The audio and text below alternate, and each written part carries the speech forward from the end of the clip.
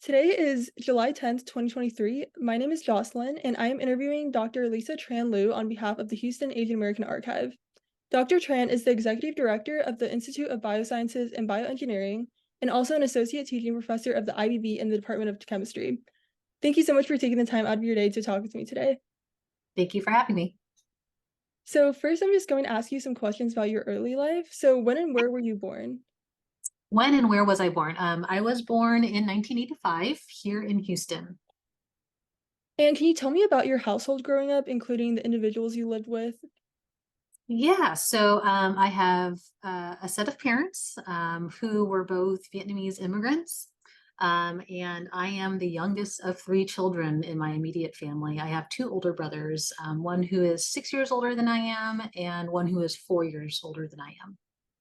So growing up with two older brothers, what was the household dynamic like? As a youngest daughter, right, an only daughter of the family, it definitely had its very interesting moments. Um, so my parents were and still are very, very hardworking, blue collared individuals here in Texas.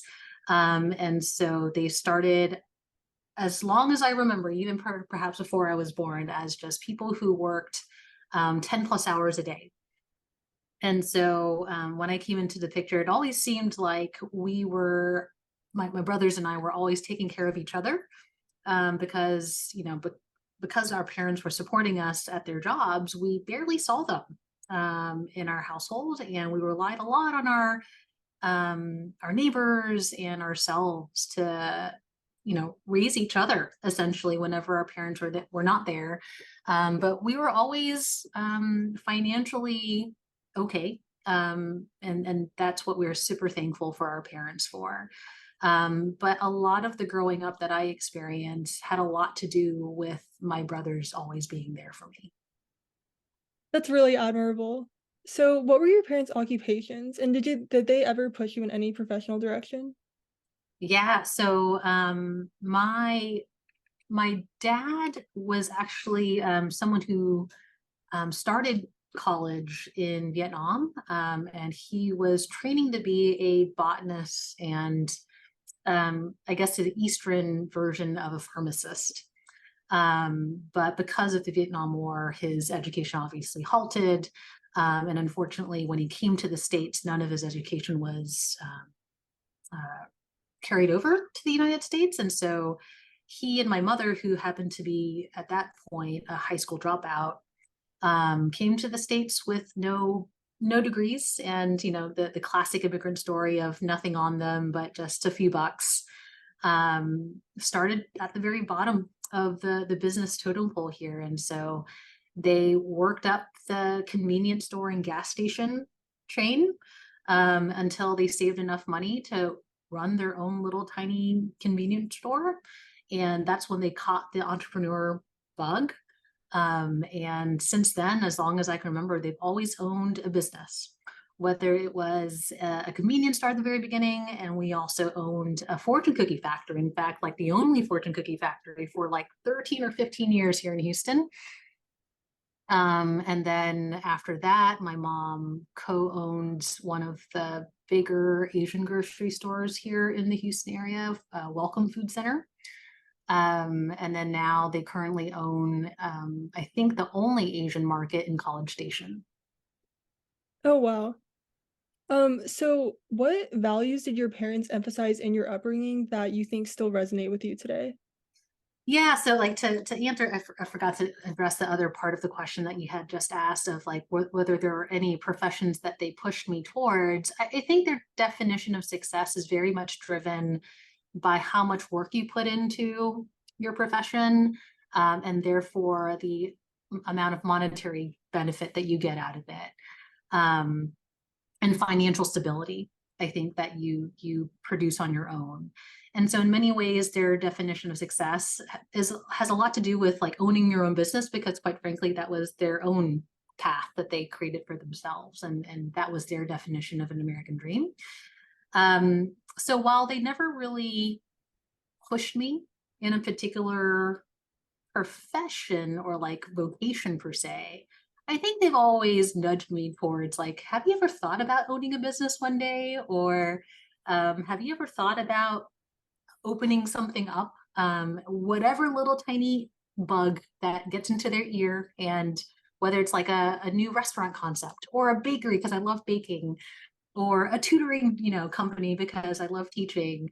They always steer it towards like, stop working for somebody else. Have you ever thought about owning your own business one day?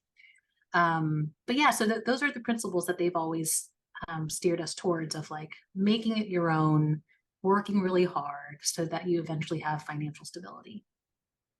Yeah, financial stability, I think, is definitely a big thing with my parents as well. But I love that your parents haven't really pushed you in any direction and just let you find your own path that Yeah, you're happy with. yeah. So next, I have a few questions about your education. Okay. What was your early education like? Did you foster an interest in chemistry early on? So I went through the Fort Bend ISD public school system, pretty conventional. In fact, I actually was an ELA, or sorry, ESL student. So I always joke around with my family that ESL works so well for me that I almost never speak Chinese anymore. Right, because I exclusively spoke Chinese before I started school.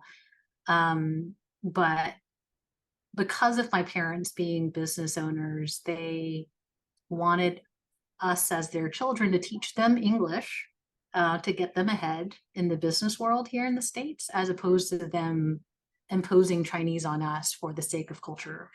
So that's just a little tidbit about me, is like, I actually understand 7 different languages, but I Oh, can't wow. speak them very well because I just never had the drive to practice it, right? Because when I was growing up, I would always listen, but I'd never be asked to speak back and practice the different dialects of Chinese, for instance, that I can understand. But yeah, pretty typical public school upbringing, I think. And Fort Bend is considered one of the best school districts, I think, here in Texas. And in the absence of my parents pushing me to get like good grades all the time, I think my success in school had a lot to do with peer pressure, right? Like being raised in a neighborhood that had other families who prioritize academics um, as for their children, and me hanging out with them as my friends pushed me to want to do well because I wanted to hang out with them. But it wasn't until high school when I started wanting to learn a little bit more about chemistry. And it actually started when I took summer school here at Rice. Um, I took like pre-AP chemistry here at Rice because they offered it as a summer course. And I caught the bug because I had a really great teacher in that summer class. Oh, that's nice. Yeah. Going back to Chinese really quickly, actually, because I can definitely relate to not speaking it as much as you hear it or like Yeah. when adults speak to you, growing up. So what languages do you speak and which ones were learned at home versus through your education? Yeah. So, English, but my first language was Cantonese. And then Mandarin, I just kind of learned because, most Chinese speaking people here in Houston and around the world speak Mandarin. And, there's a lot of words that are quite similar between the two. So I kind of caught on by exposure. Tetu is another dialect of Chinese that I have learned. Um, from what I understand, it's a southern dialect of Chinese, and it is the base dialect for Taiwanese. And my husband happens to be Taiwanese, and so it's very coincidental that I can actually understand a lot of what his parents speak at their own household because of the dialect my grandmother spoke. Um, Spanish, um, Italian. Sorry, I'm just counting now. And Hindi is another one that I can understand primarily because of exposure again. In the Sugar Land area, I had a lot of friends of South Asian descent. Um, and Portuguese as well, because it's quite similar to Spanish and Italian. Mhm. Wow, yeah, that's insane. I can only speak like English and Chinese when I choose to speak it at home. My Yeah. parents are trying to get me to speak more.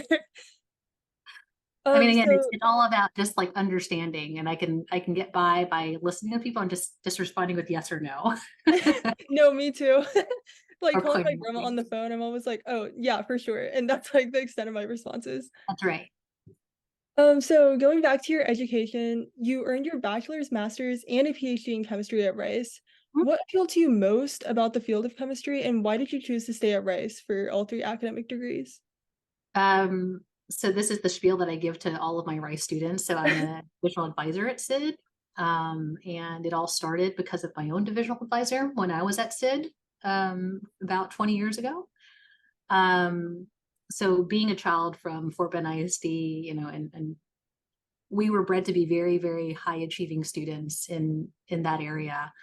I came in with enough AP credits where I was already placed at junior standing.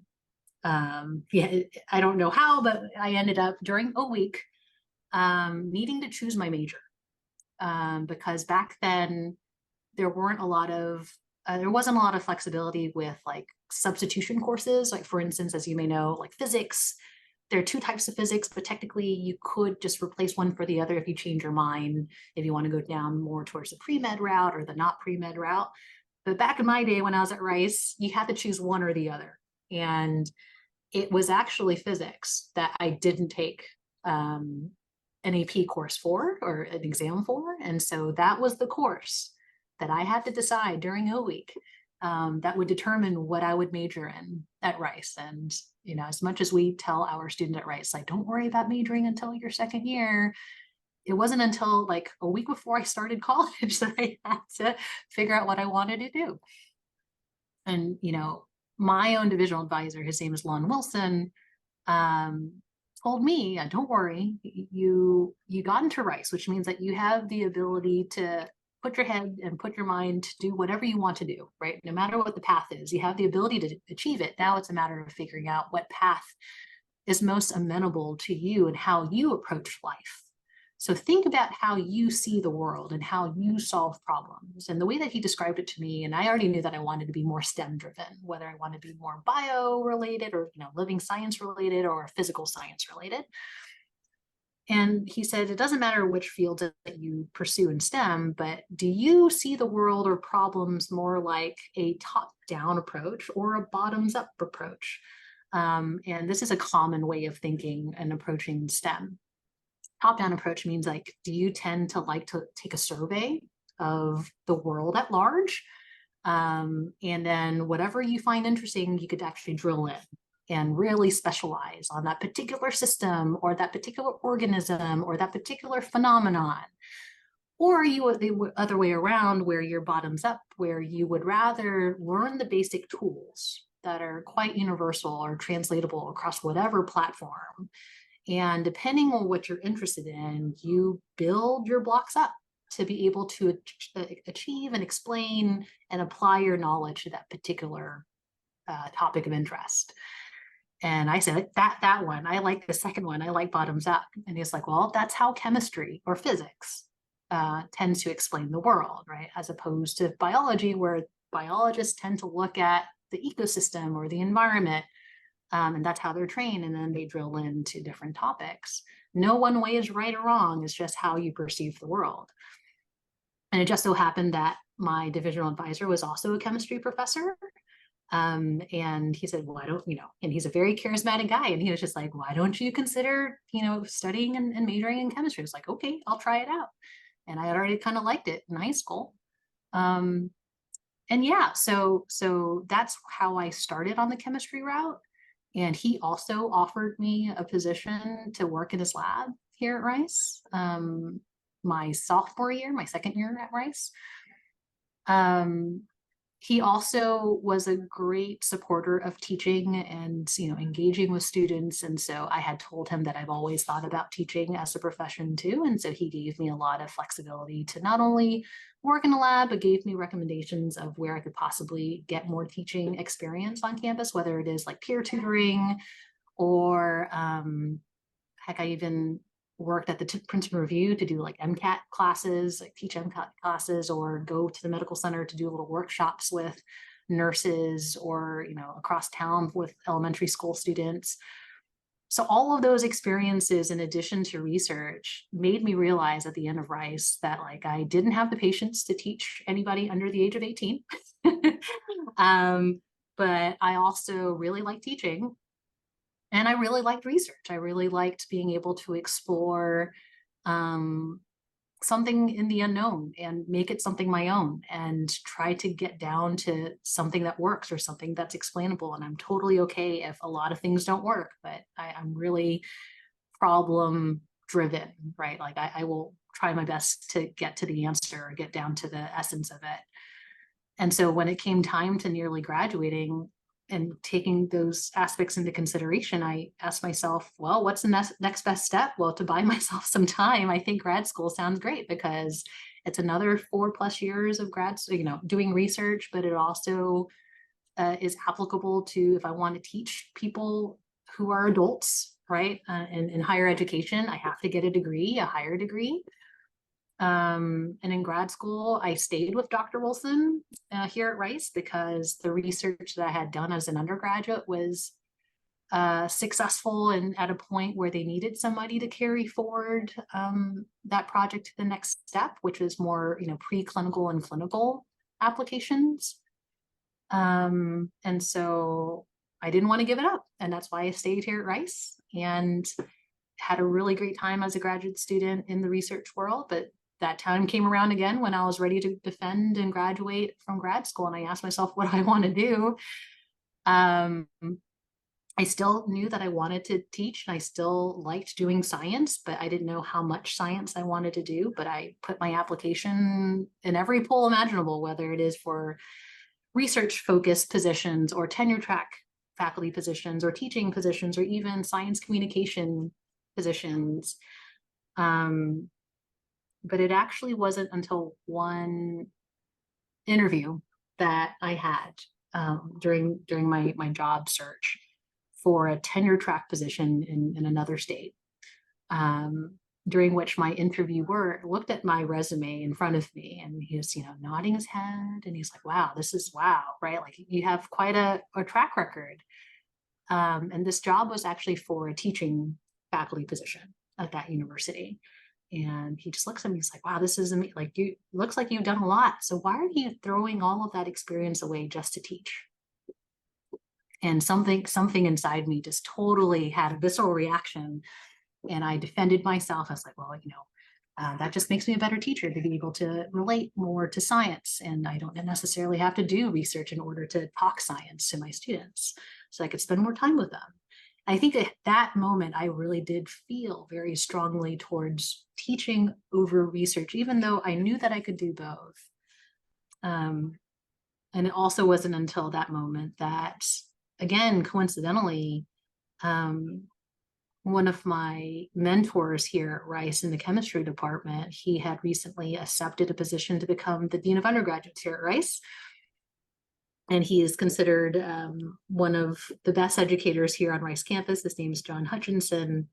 And he approached me because I came to him only for, teaching advice and education advice. And so I told him I was in search for a job.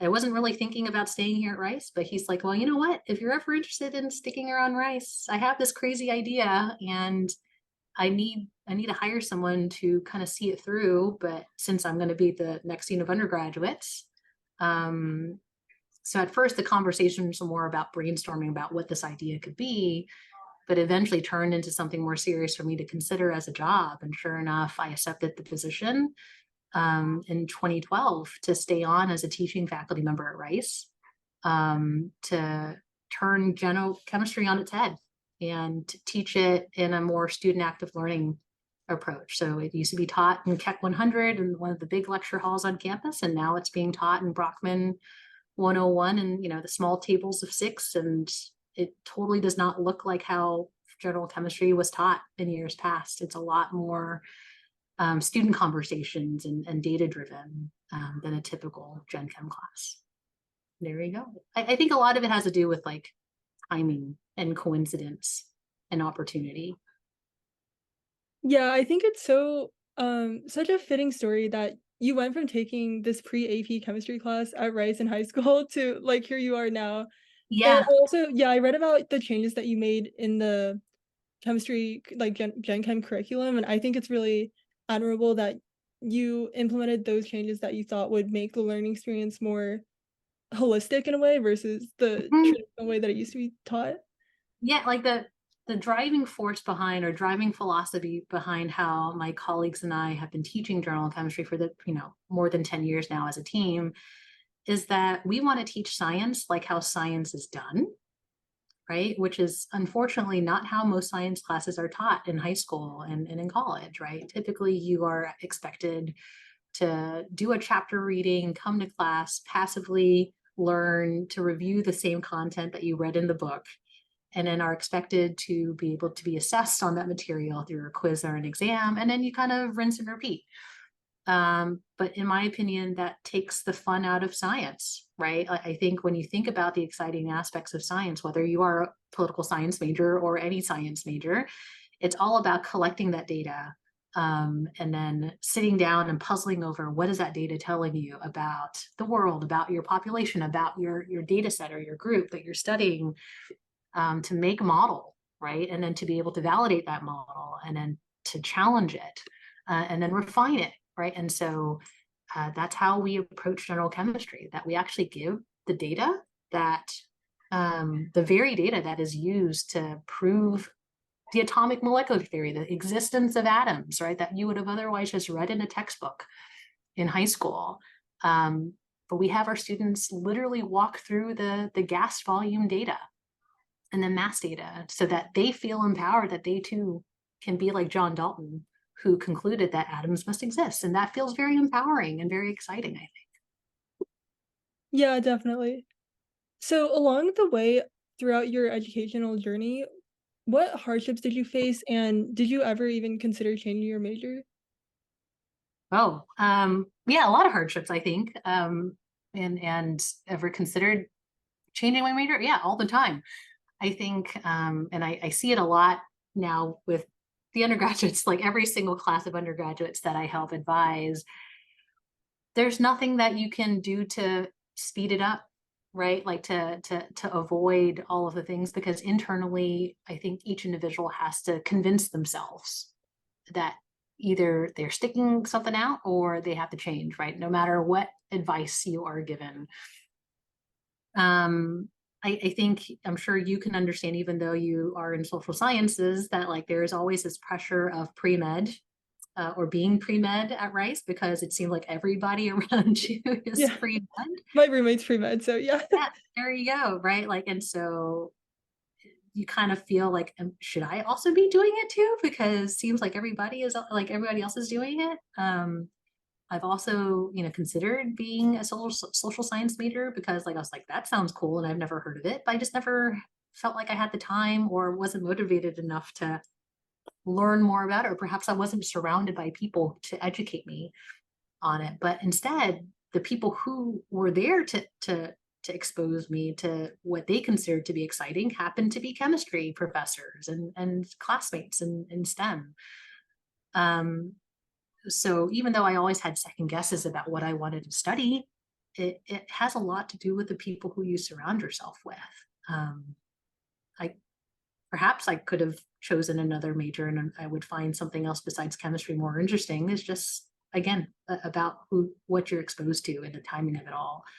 Um, Hardships, I think, first and foremost, being first gen in the American college system, is hard enough, right? Because navigating all of that, essentially on your own without, familial guidance on like, how do you interact with professors, or is it shameful to go to office hours, or like what is a good grade, or how do you even conduct yourself in a classroom, because my parents had no idea what a college classroom really looks like here in America.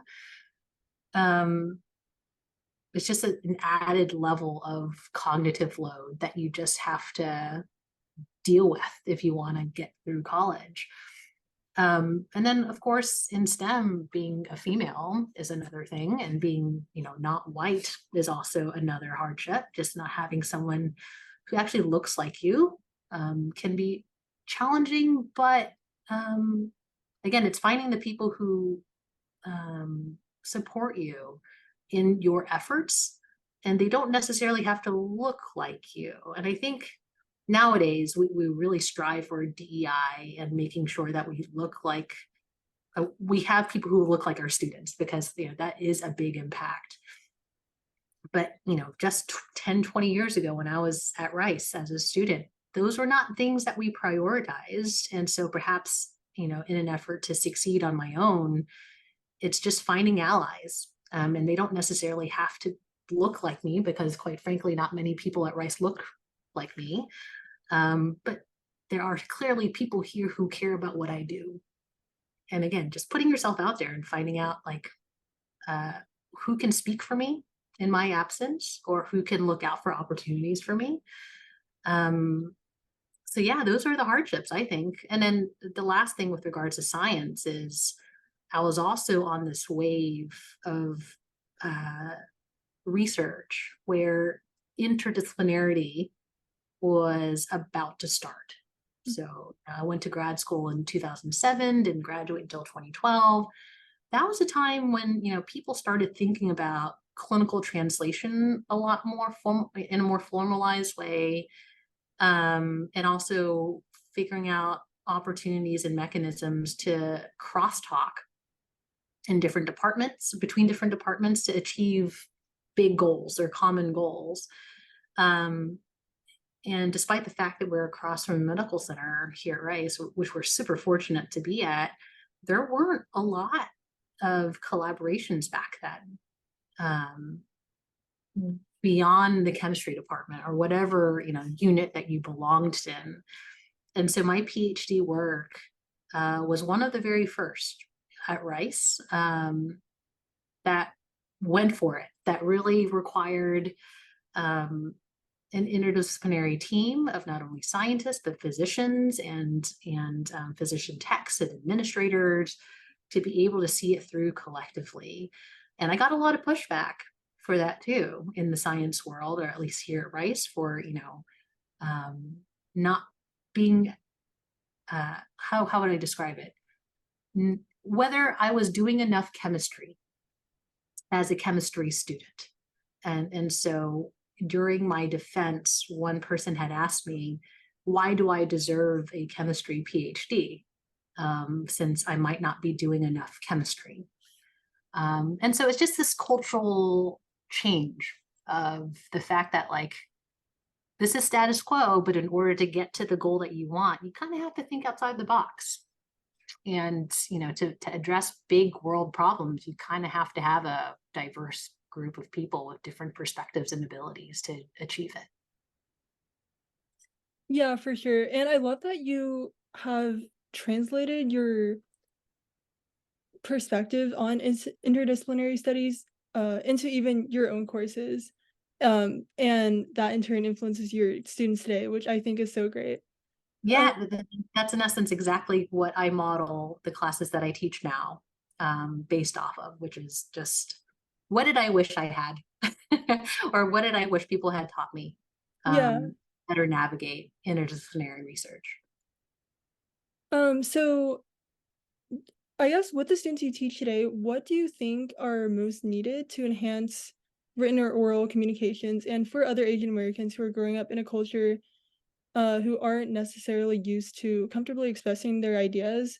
How do you find your courses help them in conveying their ideas orally and in writing? Yeah, I think the top two pieces of advice that I give to students is always be curious, right? In other words, there's never a dumb question. Always come with questions. And second is, don't be ashamed to ask them or to ask for help, because the chances are is that you are likely to be surrounded by someone who's either facing common challenges or might have a solution to it, or might know someone who has a solution to it.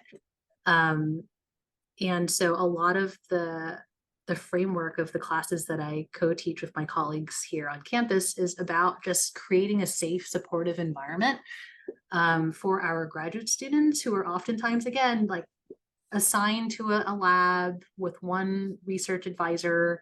They're given a problem or a thesis or a job, and they just run with it. And maybe if they're lucky, if they have some good answers, they might make a connection outside of their lab, but that's usually like 4 to 6 years in to their thesis work, and they never really kind of see it through where like it flourishes.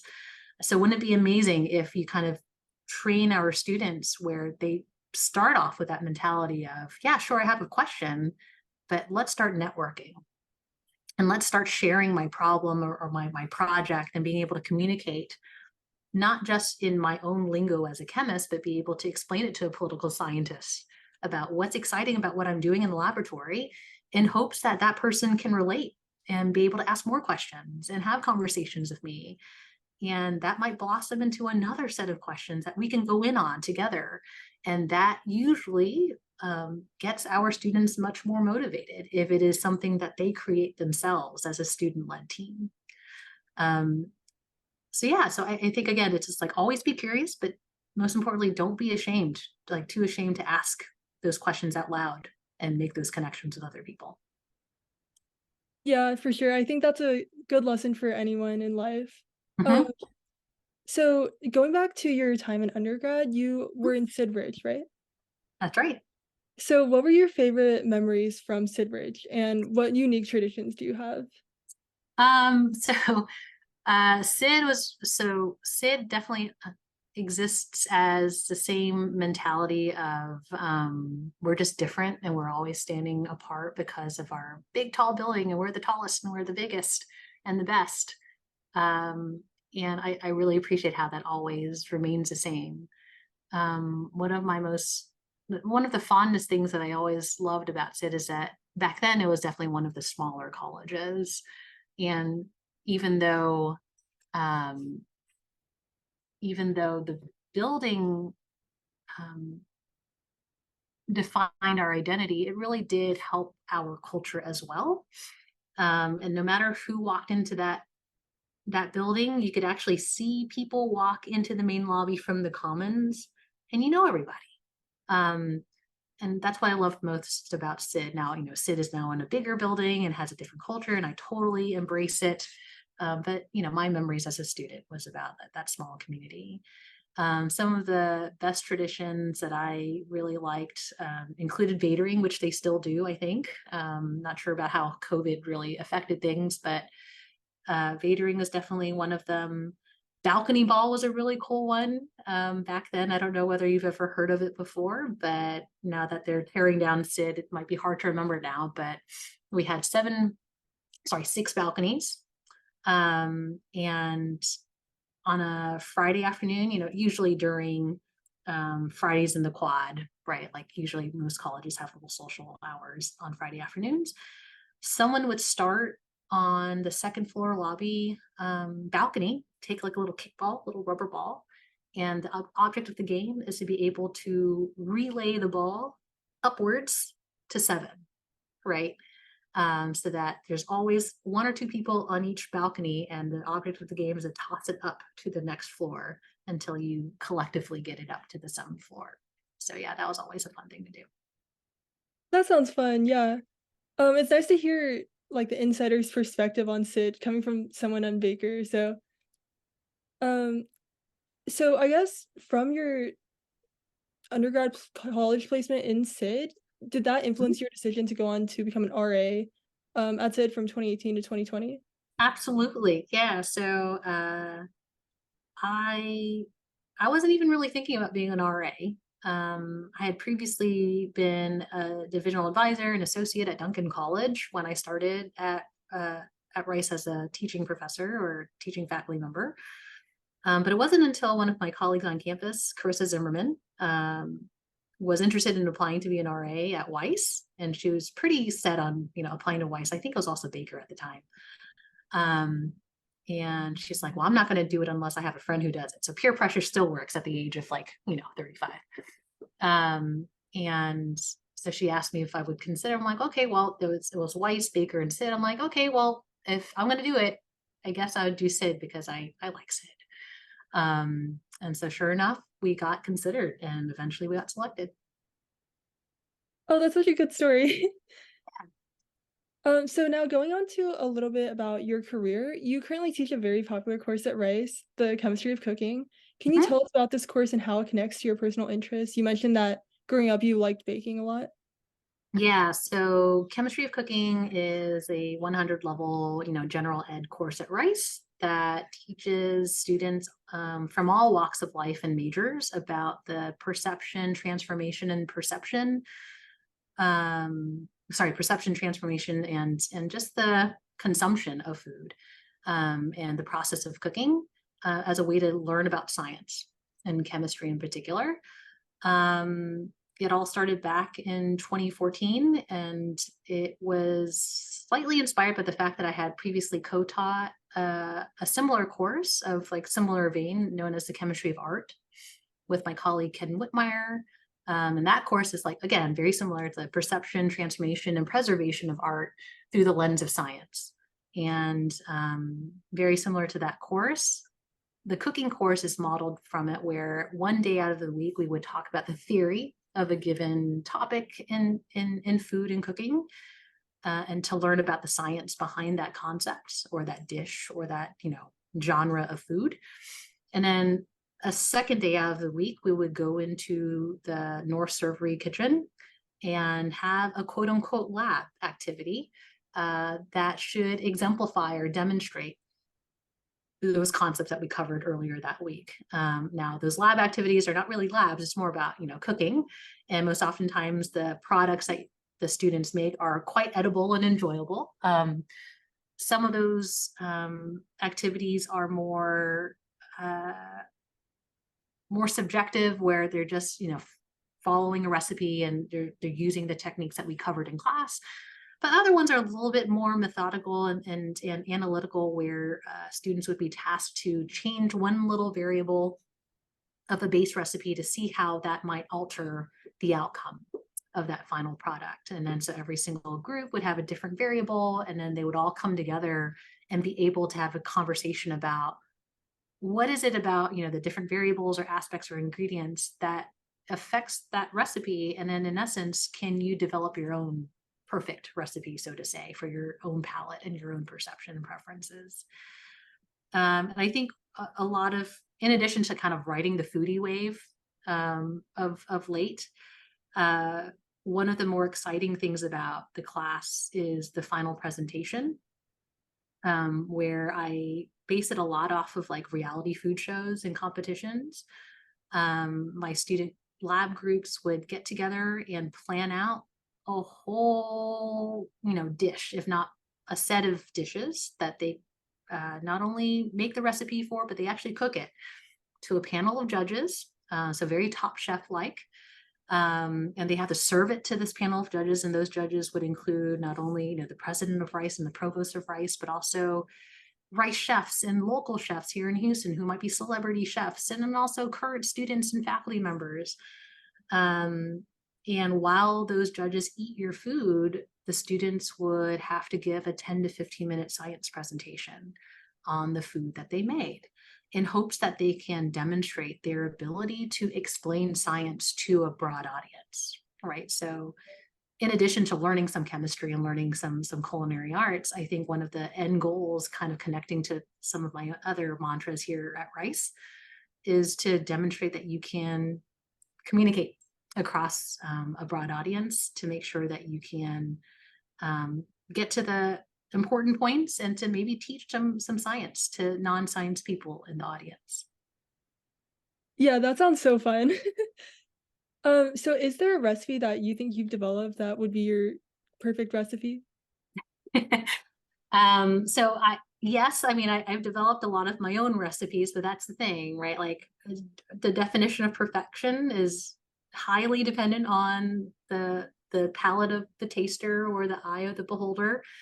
And so yeah, so like recently I was asked to be on a food documentary, and the directors of the documentary asked, like, so can you be on the screen and teach us how to make the perfect chocolate chip cookie. I'm like, whoa, whoa, whoa, that's like, that's impossible. But what I can teach you is how do you create your own perfect recipe if you learn a little bit of science and you learn how to scientifically dissect a recipe. And in doing so, I can show you my own recipe of the perfect chocolate chip cookie. And so, yeah, so a lot of the home cooked meals and family recipes that I have made over the years are self-made, right? Like just because I start off with a base recipe, I don't like something about it, and I do a little bit more research and then tweak it the next time I make it. My family gets a little plump by eating too many iterations of cookies or chicken wings or whatever it is that I make. But that's what leads to the perfect, in my eyes, the perfect recipe. I like that approach a lot more, I think. Makes it more subjective, especially with a food as controversial as chocolate chip cookies. Absolutely. Yeah, like I was curious about like my own recipe that they published. So the Canadian Broadcast Channel picked it up and they published this, and it's like perfect, the best chocolate chip cookie. And I did the cardinal sin of someone who gets published online to like read the reviewers' comments. Oh, And yeah, someone apparently did a whole blog post about my recipe, and I read about it. And in the end, they're like, it's not it's not as great as it sounds, because I personally like crispier cookies and I like less chocolate in mine. I'm like, that's great because it's not your recipe. But that's great because I'm still happy, even though it was a negative review, because it made that person think about what they preferred, and so therefore they can at least use my recipe to perfect their own. yeah, yeah. So going back to teaching, just overall, I think, what do you think is the most rewarding aspect of teaching? Oh, the most rewarding is being able to see my students apply that knowledge in an unprovoked way from me, right?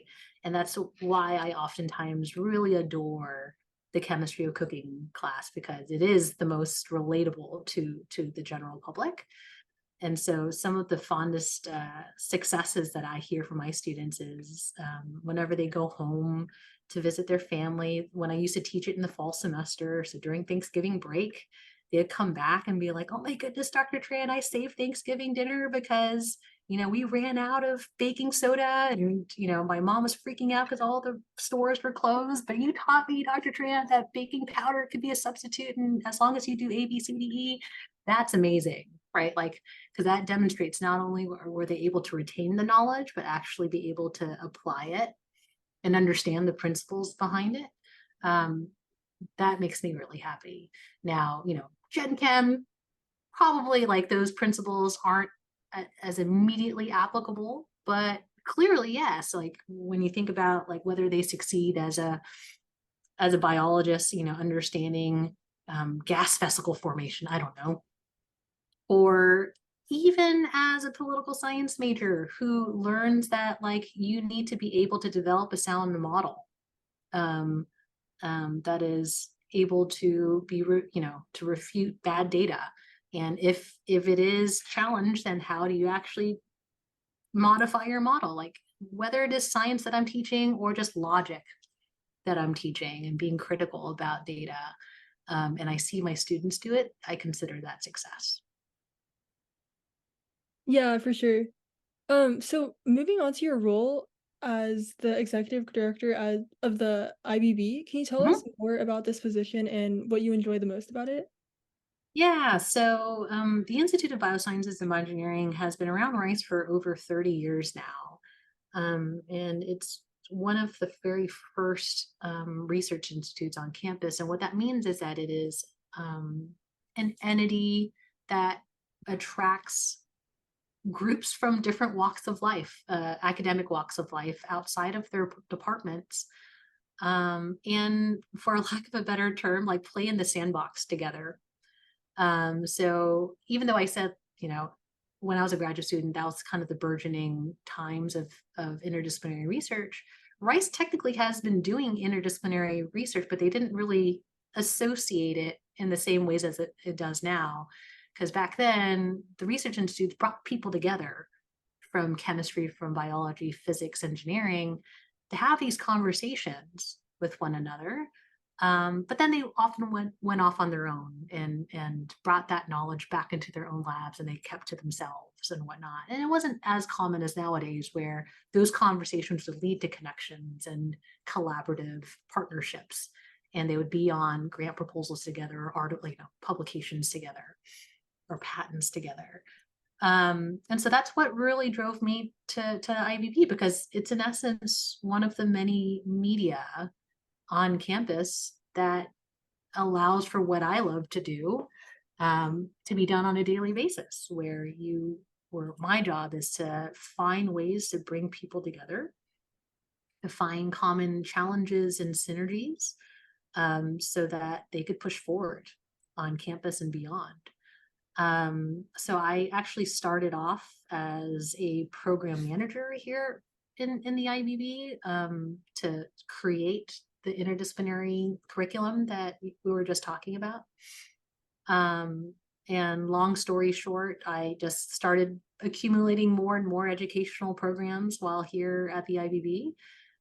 We have a PhD program that we run here that's considered one of the best in the nation, which I'm really proud of. But again, just another example of a hodgepodge of 55 students coming from not only the natural sciences, but also engineering backgrounds, to define their own little space and trying to figure out how I can support them and their resources as they navigate this pretty new field of systems, synthetic, and physical biology.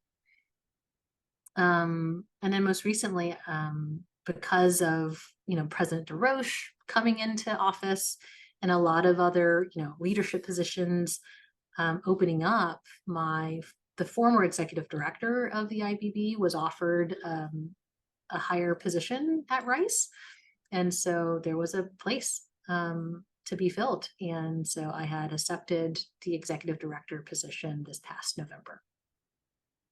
Congratulations. Thank you. Yeah, I mean, again, I think your work bringing interdisciplinary studies into your research and these organizations like the IBB, I think that's so important, and I think the impact that you're making on younger students is so great in the field. Oh, thank you. Yeah, like I've been at Rice for longer than I can imagine now, right? Like it's practically 20 years, and I've essentially worn every single hat on campus, whether it is undergrad, grad student, staff member, and faculty member. And I've lived on campus in many ways. And through every single role that I've had, I loved every culture aspect of it and microcultures that we have on campus. And I also recognize all of the areas of excellence that we have, but I also see lots of inefficiencies where, because we started so quote unquote small when I was a student, I think the culture back then was that we could take care of ourselves. It's a manageable amount of people, and the chemistry department was our own little unit. We didn't really have to deal with anything else, and we don't really have to standardize process because we could just deal with it on our own. But nowadays, as you know, as a current student, one of the priorities of Rice is to continue growing and to be more inclusive and to expand not only our population but our resources. And in order to do that successfully, you have to streamline things, and not feel like you have to reinvent the wheel, because that stresses people out and that's just unnecessary work. So I feel like a lot of my job nowadays is to, point out those areas of potential efficiencies and say like, hey, like, I might not be as involved in chemistry anymore, but I remember like chemistry used to do this really, really well. Why don't you guys talk to each other and start this off? Or, something that the undergrads did when I was a SID-RA was ABCDE to help undergraduates. Why can't Rice do that for graduate students? Just to start those conversations, plant those seeds in hopes that the community can be better off in the end. Yeah, definitely. I think small steps are the key to making the biggest changes. Yeah. So this might be hard to answer, but overall, what do you think has been your favorite part of your involvement in the Rice community? Oh, geez. That's really hard. I think there's always an opportunity here, right? I think that is if any if any message of my time here, like I've never left Rice. And that's because I never felt bored. You could talk to my husband, my family, my friends. They know that I'm a busy person, like busybody. I have to feel like I'm doing something different. And if you've tracked my career, every 4 to 6 years, I always either take on something different or add something new. And that's just who I am. And maybe that's a product of being a Rice student, like being overachieving and ambitious and never being able to say no to things. But I never found a time at Rice where I felt like, all right, that's it. Like, I don't have anything else to do here, or I've learned everything that I needed to know. So even 20 years in, I feel like not only there's something interesting and new for me to do and learn, but also people who can help me get to those goals and accomplish those new challenges that I identify. Yeah, yeah. So and then I actually had just one more question about your teaching. So you were awarded the George R. Brown Award for superior teaching in both 2019 and 2021. Can you tell us about this award and what your reaction was to receiving it? Oh, geez.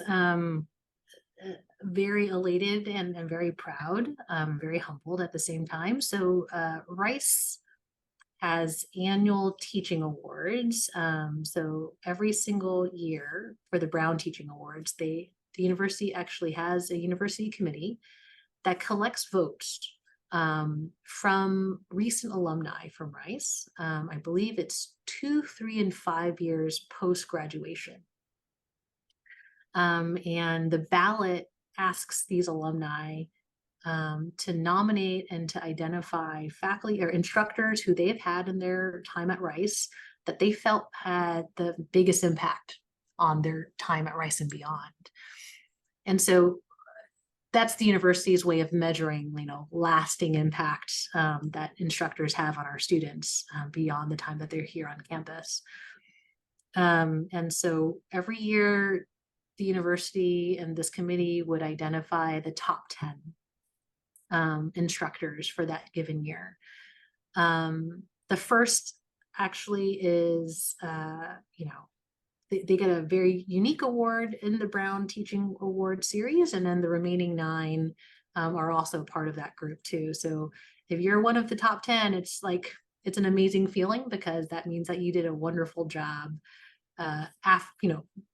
2 to 5 years ago, maybe even longer if you teach freshman courses like I did for a long time. And for me in particular, when I actually did the math, when I actually won it in 2019, that meant that was my first year of eligibility to be considered for the award, right? Because I started teaching in 2012, and students are usually here for 4 years, right? And if you add a few more years of that starts putting students who are now eligible to see my name on their ballot to be able to vote for me. So like that 2019 award, I felt very, very proud of because I got it based on my first couple of years of teaching. And even more rewarding when I see that, I receive it more than once. So yeah, it's definitely one of the, I think for teaching faculty members on campus, we call it the Super Bowl of teaching, right? Because there aren't actually many teaching awards or ways to recognize university teaching on campus. But this one is definitely the biggest of them all across Rice. Yeah, congratulations again. Thank you. Yeah, especially with your own students voting for the recipients of the award, that must feel so rewarding knowing that your hard work and all the values that you instilled into your teaching and into the chemistry curriculum that all paid off. Yeah, totally. And I love my students. I love connecting with them beyond Rice too. So it's nice to be able to be recognized for that. So, to wrap up this interview, I just have a few questions about your identity and some of your perspectives. Okay. So first, how would you identify yourself ethnically? Oh, that's actually a really, really tough question. I'm definitely one of those people who are like, I'm Vietnamese, Chinese American. And I always have that tone in my voice because once more, my parents were born in Vietnam. So by nationality, I'm Vietnamese American, but my parents are culturally Cantonese Chinese. And so Chinese is the, primary language spoken in my family. And so I always struggle every day to identify myself as either Vietnamese Chinese American, Chinese Vietnamese American, or either or American. So yeah, to be comprehensive, I would define myself as Vietnamese Chinese American. The That very makes long answer. Sorry about that. No, no worries. Yeah, I was actually wondering because I thought, because Tran is a traditionally, I think, Vietnamese Yeah, last name versus Lu, I think, is Chinese. So, that's um, right. So Tran is my parents' names, but due to Chinese to Vietnamese immigration, that used to be Chan or Chen, right? And then I married my now husband, who is Taiwanese American, and so that's where I got Lu from. so what advice would you give to other Asian Americans, especially Asian American women who are interested in STEM or a career in academia? Oh, wow. So I think, to never give up. That again, same advice, just like to always be curious. Don't let any people stop you from asking questions, and don't be ashamed of asking questions and asking for help, especially for people who are in whether it's gender or racial minority groups. And to find your people, find that network. It takes time, but I think hard work speaks louder than words sometimes, and that attracts good people around you. And so it's all about finding those right people to surround yourself with to support you, and you'll reach it no matter what you want, whether it is a career in STEM or academia, no matter what. Yeah, I think Houston also, and especially Rice, given Mhm. how much its diversity has grown over the past decades, I think that definitely is also a great place today for, as you mentioned previously, like, minority students who need to look up to someone who looks like them, who's been in their shoes. I Yeah. think, yeah, Rice and Houston in general have done a great job of striving towards that. Yeah, totally. And again, like I'm totally all for DEI and like, you know, racial gender representation, and trying our best to make sure that our every single pocket of population is representative of our diverse population at large. But sometimes it's going to take a lot of work, and it's going to be really slow to push the needle, especially in STEM. Even though we put in so many resources and really stress about making sure that we're gender equal, and we have all representation as much as possible, as much, wherever we can. We still have a lot of work, and so as much as I am totally for it, I think people who are still trying to identify themselves and their path need to be patient with that, but maybe even use that as a source of motivation of, hey, I could be that person, right, to represent my people. Um, and that's what I did for myself here at Rice, especially. Yeah, small steps. Yeah, totally all about small steps and persevering. And then finally, what legacy do you hope to leave behind to your students and your community?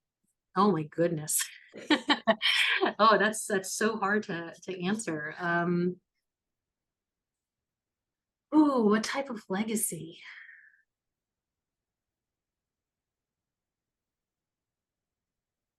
I think um I think a more connected community is what I would want to leave. Um, what else? In a greater emphasis on education teaching, I think. Um, we talked a lot about the connected community. I think it's necessary for Rice to do this more often to get to where it wants to go. Um, Not only for efficiency's sake, but just like togetherness and identity and well-being and happiness. But the teaching aspect of it, I think is kind of hitting upon this identity struggle that Rice and many other liberal arts slash research intensive universities grapple with. on a daily basis of which of the two worlds do they hold higher? Do they focus more on teaching or do they focus more on research? Um, I believe that you could do both.